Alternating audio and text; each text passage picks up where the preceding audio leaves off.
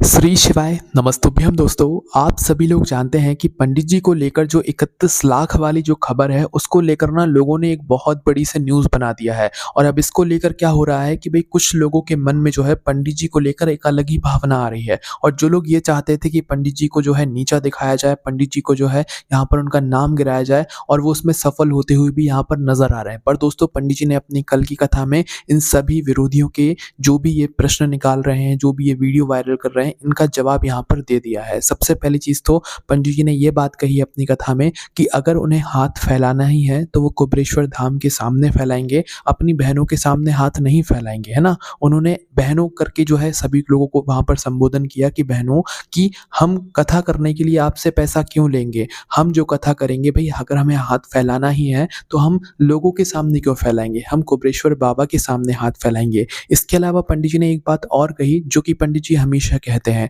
कि कथा कभी भी किसी से पैसे उधार लेकर या किसी का पैसा लेकर कथा कभी मत कराओ, बल्कि अपनी कुबेरेश्वर बाबा से ऐसी प्रार्थना करो कि जब भी हम कथा कराएं तो वो अपने दम पर कराएं। ठीक है, तो इसलिए दोस्तों जो कथा राजनंद गांव की थी, अभी भी फिलहाल छत्तीसगढ़ में ही कथा चल रही है, भिलाई के छत्तीसगढ़ में कथा चल रही है। और अब वहाँ की कथा पंडाल जाकर देख सकते हैं कि कितने ज़्यादा फुल चल रहे हैं। वहाँ पर बैठने की भी आप लोगों को जगह नहीं मिलती है। पर जब भी कुछ विरोधी हैं जो कि पंडित जी का नाम खराब करने की यहाँ पर कोशिश कर रहे हैं, और वो लोग ये कह रहे हैं कि भाई जो पंडित जी हैं वो कथा करने का 31 लाख रुपए ले रहे हैं, तो मैं उन सभी लोगों को एक जवाब देना चाहता हूँ।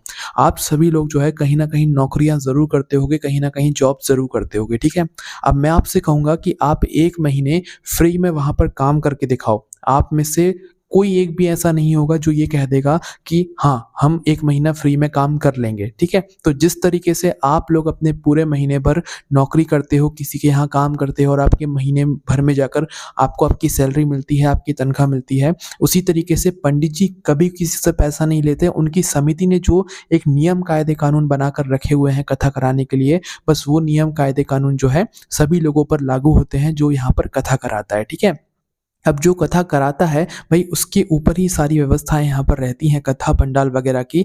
कथा पंडाल वगैरह की तो वो सारी व्यवस्था करता है, भोजन की भी वो व्यवस्था करता है। पर इसके अलावा भी दोस्तों पंडित जी को बहुत सारी चीज़ें देखनी पड़ती है। पंडित जी किसी जगह पर अगर 7 दिनों के लिए आ रहे हैं तो भाई ऐसा तो है नहीं कि वो फ्री में सब कुछ करेंगे। ठीक है, फ्री वाली बात यहाँ पर है ही नहीं। हमने आपसे पहले क्या कहा कि आप लोग जो है 1 महीना फ्री में किसी के यहाँ पर काम करके दिखाओ, आपको कैसा लगेगा, मन में ही कैसा लगेगा। तो भाई थोड़ा सा दिमाग लगाओ कि अगर पंडित जी कथा फ्री में करने लग जाएंगे तो भाई आप लोग जो सीहोर कुबेरेश्वर धाम में जाकर फ्री में रुद्राक्ष लेते हो, वो फ्री में रुद्राक्ष आपको कहाँ से मिलेगा? जो वहां पर आप लोग भोजन प्रसादी लेते हो, वो भोजन प्रसादी आपको कहाँ पर मिलेगी? अगर पंडित जी अपने लिए कोई पैसा ले भी रहे हैं तो भाई वो पैसा अपने ऊपर खर्च नहीं कर रहे हैं। हाँ, जो जरूरतें हैं वो उनके लिए खर्च कर रहे हैं, पर अपने ऊपर उतना पैसा खर्च नहीं कर रहे हैं जितना कि वापस से आपका पैसा आप लोगों के ऊपर ही यहाँ पर खर्च कर रहे हैं। ठीक है, तो पंडित जी ने सीधे सा एक जवाब दिया है कि कथा कब तब कराओ जब आपके पास खुद का पैसा हो, और भोले भंडारी से आप ये प्रार्थना करो कि हमें इतना पैसा देना कि हमें किसी के सामने हाथ ना फैलाना पड़े, कथा कराने के लिए हम खुद के दम पर जो है कथा करा पाए। अब जो राजनंद गांव की कथा है वहां पर क्या हुआ है कि लोगों से चंदा ले लेकर जो है पैसा इकट्ठा किया गया है, उसके बाद में ये कथा कराई जा रही थी। तो भाई जब तक शिव जी ना चाहे, जब तक भोले बाबा ना चाहे, कथा कहीं पर हो ही नहीं सकती। तो इसीलिए जो है वहां की कथा को यहाँ पर कैंसिल किया गया है। और सबसे बड़ी गलती वहां के लोगों ने ये करी हुई है कि ये जो बात है 31 लाख वाली, ये मीडिया के सामने लाकर रख दी है। और हम ये भी आपसे नहीं कहेंगे कि हाँ पंडित जी ने नहीं लिए होंगे, या पंडित जी की समिति जो होती है, पंडित जी कभी किसी से पैसों का नहीं बोलते। पंडित जी की जो समिति होती है उनके नियम कायदे कानून है, तो भाई वो उस हिसाब से चलते हैं। ठीक है, पंडित जी ने कभी किसी से ऐसा हाथ नहीं फैलाया, पंडित जी ने कभी अपने मुंह से नहीं बोला कि हमें कथा करने के लिए इतने पैसों दो, पंडित जी ने कभी नहीं बोला है। बस उनकी जो समिति है वो समिति सीधा बात करती है, पंडित जी से कोई सीधा कथा के लिए बात नहीं कर सकता। ठीक है, उनकी समिति से सारी बातें होती हैं, और वहां पर उनके कायदे कानून के हिसाब से ही जो है कथा कराने वाले को यहाँ पर चलना पड़ता है। जब पंडित जी 7 दिनों के लिए आते हैं तो उनके साथ में बहुत सारे लोग आते हैं। आपने देखा होगा कि आशीष जी भी साथ में रहते हैं, जो कि रोज कथा की शुरुआत में और कथा के आखिर में जो है कुछ कुछ आप लोगों को बोलते हुए नजर आते हैं। इसके साथ में कई सारे पंडित जन भी पंडित जी के साथ में आते हैं, जो कि आरती वगैरह की सारी तैयारियां करवाते हैं। इसके अलावा जो गाने बजाने वाले होते हैं वो लोग होते हैं, और भी बहुत सारे लोग पंडित जी के साथ में आते हैं जहाँ पर भी ये कथा होती है, कथा पंडाल यहाँ पर लगाए जाते हैं। इसके अलावा आस्था चैनल का पूरा जो है पंडित जी देखते हैं, हालाँकि जो कथा कराते हैं वो लोग भी आस्था चैनल के बारे में, मतलब जो आस्था चैनल पर आप लोग कथा को सुनते हो उसका भी पैसा वहाँ पर लगता है, तो वो पंडित जी भी देखते हैं और कथा कराने वाले भी देखते हैं। तो भई खर्चा अगर आप लोग पूछो ना तो इतना होता है जिसकी आप कभी कल्पना भी नहीं करा सकते हैं। तो अगर जो कथा करा रहा है भई वो करोड़ों रुपए कथा में अगर खर्च कर सकता है, तो भई पंडित जी के साथ आने वालों के लिए भी भई उनका भी तो कुछ हिस्सा बनता है ना पैसों के लिए। तो भई वो पैसा भी वह व्यक्ति पे ज़रूर कर सकता है। पर अगर आप लोग किसी से माँग कर, किसी से कर्ज़ा लेकर अगर कथा करा रहे हो ना, तो आप ज़रूर मीडिया के सामने आकर बोल दोगे कि भई पंडित जी कथा कराने का इतना पैसा लेते हैं। पंडित जी कथा कराने का इतना पैसा नहीं लेते हैं, बल्कि उनके साथ में आने वाले लोगों के लिए वो पैसा यहाँ पर रहता है। और जो पैसा आप लोगों से लिया जाता है, ऐसा नहीं कि पंडित जी वो अपनी जेब में रख लेते हैं। भई आप लोग 1 महीना किसी के यहाँ फ्री में काम करके दिखाओ तो हम मान जाएँगे, फिर मान जाएँगे कि हाँ, कथा कराने के लिए पैसा लेना गलत है, ठीक है? पैसा लेना कोई गलत नहीं है। 7 दिनों के लिए पंडित जी अपने घर को छोड़कर आपके यहाँ पर आते हैं, तो ये कोई छोटी बात नहीं है। आप रहकर देख लो अपने घर को छोड़कर कुछ दिनों के लिए, आपको भी यहाँ पर पता लग जाएगा। तो भई ये फालतू की बातों से जो है पंडित जी का नाम खराब करने की जो है कुछ लोग कोशिश कर रहे हैं।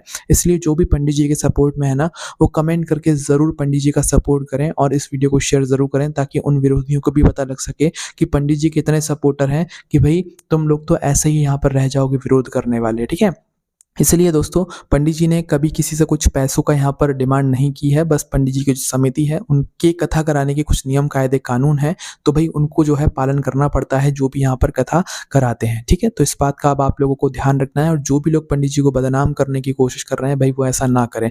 अब बहुत सारे लोग क्या कह रहे हैं कि भई अभी अगर ये बात गलत है तो आप राजनंदगांव में कथा मतलब वापस से करो, कथा कैंसल क्यों करी? तो हम आपको बता दें कि भई जहाँ के लोगों ने पंडित जी का नाम ही इतना खराब कर दिया है, तो भई वहाँ पर पंडित जी आना बिल्कुल भी पसंद नहीं करेंगे, और हम भी नहीं चाहते कि भई अब पंडित जी वहाँ पर जाकर कथा करें, क्योंकि अभी भी कथा भिलाई छत्तीसगढ़ में ही हो रही है, और जो अगली कथा होनी थी वो भी राजनांदगांव छत्तीसगढ़ में ही यहाँ पर होनी थी, ठीक है? तो भई पंडित जी अब हमें नहीं लगता कि वहाँ पर जाना भी पसंद करेंगे, जहाँ के लोगों ने जो है पंडित जी का इतना नाम खराब करने की यहाँ पर कोशिश करी हुई है। क्योंकि अगर वहाँ की समिति की जो मतलब माताएँ-बहनें हैं, उन्हीं लोगों के बयान की वजह से ये सारी बातें का खुलासा हुआ है, वरना आज तक किसी भी जजमान ने ऐसी बातें मीडिया के सामने नहीं रखी हैं कि पंडित जी इतना पैसा ले रहे हैं, पंडित जी इतना पैसा ले रहे हैं। पर इन लोगों ने क्या है, सारी बातें मीडिया के सामने रख दी, तो भई इसकी वजह से ये सारा बवाल हो गया, जो कि बिल्कुल भी अच्छी बात नहीं थी। हमने पिछली वीडियो में भी आपको ये बातें बताई थी कि भई ये सारी बातें मीडिया के सामने नहीं लाई जाती, अन्यथा मीडिया इसका उल्टा से सीधा करके आप सभी लोगों के सामने बताती है, और फिर जो है नाम खराब करने की यहाँ पर मीडिया खुद भी यहाँ पर कोशिश करती है, क्योंकि उन्हें तो अपने यहाँ पर फ़ायदे से मतलब होता है। अब इसके बाद में दोस्तों पंडित जी आपको क्या-क्या सुविधा प्रदान करते हैं, हम ये भी आपको गिना देते हैं। जब वहाँ की समिति ने ये बात बोलकर बता दी कि इतना पैसा पंडित जी यहाँ पर ले रहे हैं कथा कराने का, तो अब आप ये भी सुन लीजिए कि पंडित जी आपको क्या-क्या देते हैं। जब आप सीहोर जाते हो तो क्या वो आपसे वहाँ पर रुकने का कोई पैसा लेते हैं? आपके लिए प्रॉपर टीन शेड वगैरह डलवा कर रखे हुए हैं, आप अपने साथ में बिछाने का कुछ लेकर आएँ और वहाँ पर रुकें, कोई दिक्कत परेशानी नहीं है। अभी आपको पूरे साल भर रुद्राक्ष दिए जाते हैं। आप यहाँ पर 10 लोगों की व्यवस्था करके देख लो, आपको पसीने आ जाएँगे। पर पंडित जी वहाँ पर हर रोज़ लाखों लोगों की व्यवस्था कर रहे हैं।